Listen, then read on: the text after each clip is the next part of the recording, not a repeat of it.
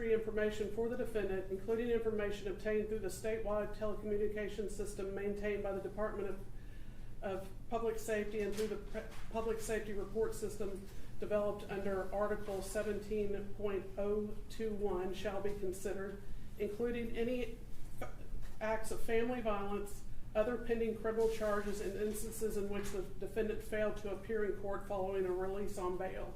Number 7 is the citizenship status of the defendant shall be considered. Additionally, the courts in this state have held that other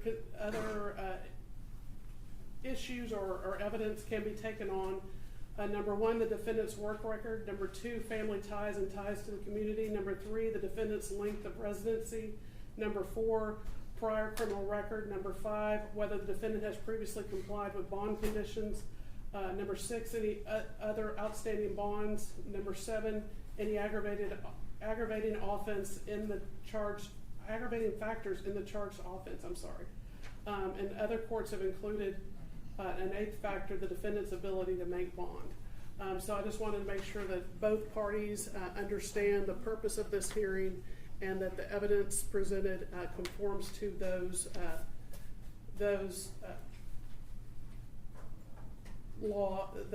instances in which the law covers what is actually relevant into setting bond. Okay, with that being said, you can go ahead and state. Thank you, Your Honor. Detective, would you please state your full name for the record? Yes, sir. It's Detective Ronald Kramer, What's your badge number? 7967. How long have you been with the Dallas Police Department? Approaching 25 years. And tell the judge how you're currently assigned within the department. I'm currently assigned to the homicide unit in Capers. How long have you been in the homicide unit? A little over 5 years. Were you assigned to be the lead detective in the murder investigation involving defendant Kendrick Finch and complainant Ashlee Long? Yes, sir. Do you see Mr. Finch in the courtroom today? Yes, sir. Please point to him and tell me what he's wearing. He's on the far end on my right over there in the tan jumpsuit. Let the record reflect the witnesses that identified the defendant. All right, so this particular situation occurred on April the 5th of 2025, is that correct? Yes, sir. I guess just for the purposes of a little bit of background, tell me how you were made aware of this. We received a group message, those of us that were on call that night, from our sergeant advising that this incident occurred and that someone had been killed, and we were to respond. Okay. When you responded, did you respond to the location where the individual was killed? Yes, sir, I did. Was that approximately the 1800 block of Main Street in Dallas County, Texas? Yes, sir. Okay. Was the complainant still on scene? No, sir. Was the defendant or suspect still on scene? No, sir. Were you looking for the suspect? Eventually, yes, sir. We were trying to locate the person that committed the offense. Yes, sir. Did you talk to the personnel at the scene to find out whether or not anybody stuck around to let officials know that they were involved in the situation? Yes, sir. And who did? There was a single witness that had tried to assist, and then some patrol officers had spoken to some other people that were just kind of hanging around, but had already been let go from the scene.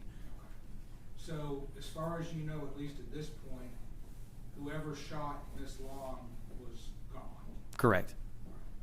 So, just tell the jury, or tell the judge, I beg your pardon, tell her what the scene was like when you arrived. By the time we got there, unfortunately, it had turned into a torrential downpour. So it was raining super hard. Our crime scene people had already arrived and collected evidence, the shell casings, and taken photographs and done their physical evidence collection by that point in time. So there wasn't much left to do at the crime scene by the time I got there. What time did this occur approximately? The offense occurred approximately 2:30 a.m. And we all know this judge, and she is very familiar with Dallas, downtown Dallas, but give her an idea of the location of where everything transpired. It's right there near the intersection of Main Street and St. Paul, near the Main Street Park, right there, across just sort of catty corner almost from the Statler Hotel. All right. So, again, and I don't want you really to be going into really what other people were telling you. I do want to know, though, were you made aware that a female, Ashlee Long, had been shot? Yes, sir. Were you made aware of what her physical condition was at that time? Yes, sir. She's the reason we were called, because she had passed away by that point. So you knew that she had already passed? Yes, sir. All right, so you have homicide? Yes, sir. Were you aware of a gentleman by the name of William Kistner? Yes, sir. Tell me what At the time, all I knew is he was with the victim at the time of the offense and that he had been transported to the hospital after being shot. Okay. So you've got Ms. Long who had been shot, and you've got Mr. Kistler who had been shot. Yes, sir.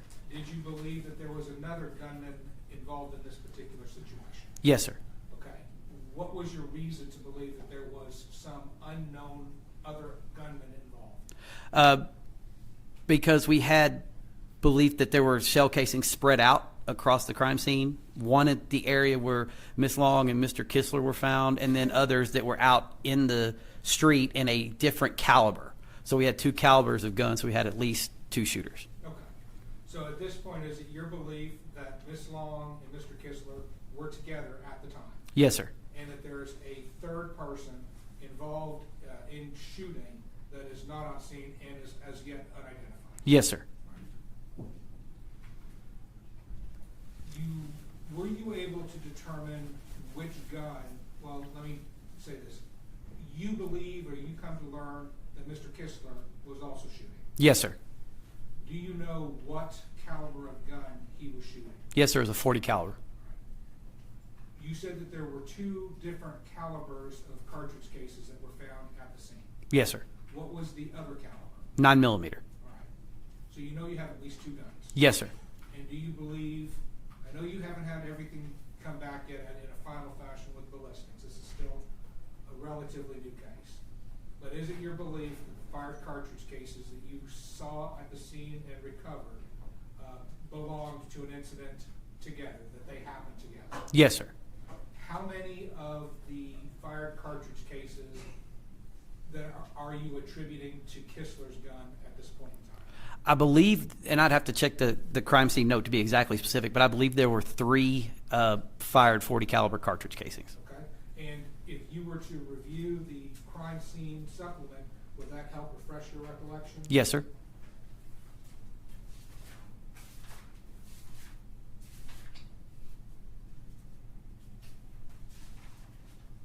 May I approach the witness, Judge? You may. Oh,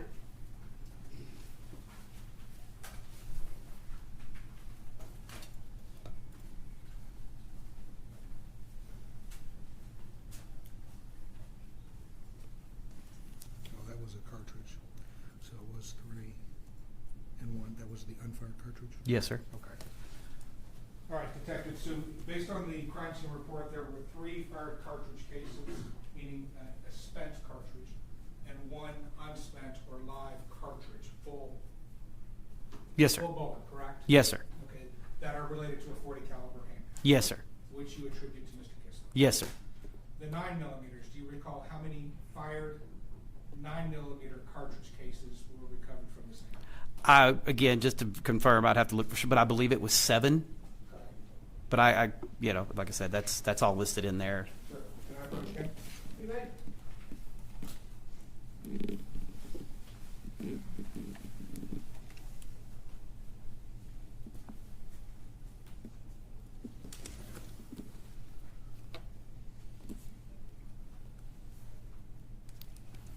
How many do you believe? 8, sir. So 8 cartridge cases from 9 millimeter, correct? Yes, sir. Did you find a 9 millimeter at the scene? No, sir, we did not. Was a 9 millimeter ever turned over to you?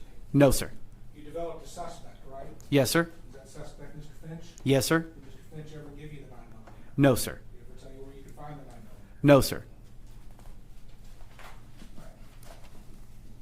Tell me now, since I think the judge has got a pretty good idea of what the scene kind of looked like from your perspective, how do you develop Mr. Finch as your suspect? I actually received a call from our front desk personnel stating that someone had called and claimed to have been involved in that incident and that he left a phone number with them, and I called him back on that number. Did you talk to him? I did. Who did that person identify himself as? Kendrick Finch. What did he say to you? He stated that he was the person involved in the shooting on Main Street. He identified the vehicle, the suspect vehicle, Mercedes, which had not been released publicly. He stated that that was his phone number that he was calling me from, and I could look it up and check it. He also stated that it was his gun, and it was registered to him. And when I asked a few more questions, just kind of clarify, I even asked him, was he the driver or the passenger of the vehicle, which he stated he was the passenger of the vehicle.